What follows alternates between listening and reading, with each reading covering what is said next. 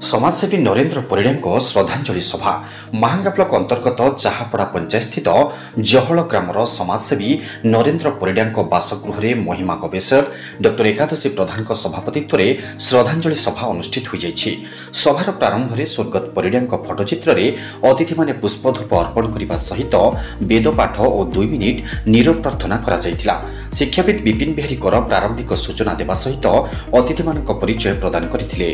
सम्मानित अतिथि भावे पूर्वतन मंत्री प्रताप जेना, प्राक्तन प्रशासनिक अधिकारी उपेन्द्र बेहेरा, द्वितीय भंज साहित्य संस्कृति परिषद संपादक गौतम चरण जेना, कोषाध्यक्ष कल्लूर चंद्र महांती, प्राक्तन प्रधान शिक्षक भावग्राही राउत प्रमुख जोगदे नरेन्द्र परिड़ा गुणगान करने सहित तांको द्वारा प्रकाशित 13 खंड पुस्तक संपर्क में आलोचना करा जायतिला।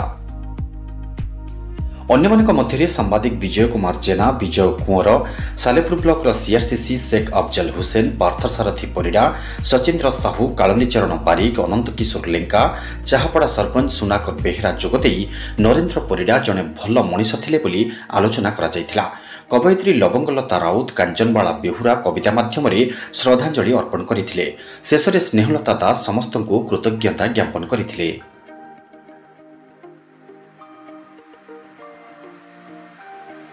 आज कार्यक्रम विषय रे प्रथमे मुझे निर्वाण यूट्यूब जरिया समस्त अगणित जनता को मोर प्रणाम जनाऊँ। जय जगन्नाथ। आज आमर जने साहित्यिक भाई नुरिया भाई कर द्वादश क्रिया जो करागला से जड़े आमर श्रद्धांजलि सभाटी करागला। आम मान सी गोटे भाई थिले, सी 13 खंडी बही भी लिखी अति सरल अमायिक व्यवहार। से शिक्षक थिले भी भल शिक्षक थे, भल पड़ोशी थे, भल बंधु थे, भल पति थे, भल पिता भी थे। तेणु से हिसाब रे तांकर भल सुनाम रही। समग्र आम महांगारे भी से जड़े परिचित व्यक्तित्व थे। से आमको सब श्रद्धा करते, आम भी श्रद्धा करूँ। आज तांकर अमर आत्मार सद्गति आम ये जो सभाटी आयोजन करूँ। मु भावुची सभाटी निश्चिंत भाव में सफल है, कारण समस्त व्यक्तित्व माने आसिक आम उपस्थित थिलु एवं तांकर गुणगान करिथिलु एई माध्यम रे। जय जगन्नाथ। धन्यवाद। आज होची हमर नरेंद्रनाथ परिड़ा द्वादश जहाँकि आम गोटे गर्व ये कहबू।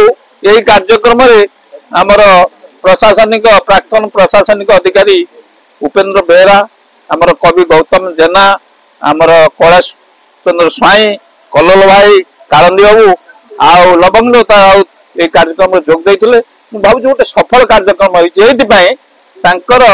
श्रद्धांजलि साहित्य कृति विषय आम आलोचना करने सहित उपेन्द्र बाबू जहाँ कहले समग्र पुस्तक को आम गोटे समीक्षात्मक करी गोटे नूतन चिंताधारा नहीं आउ खंडे पुस्तक करने जो प्रस्ताव रखिले स्वागत योग्य।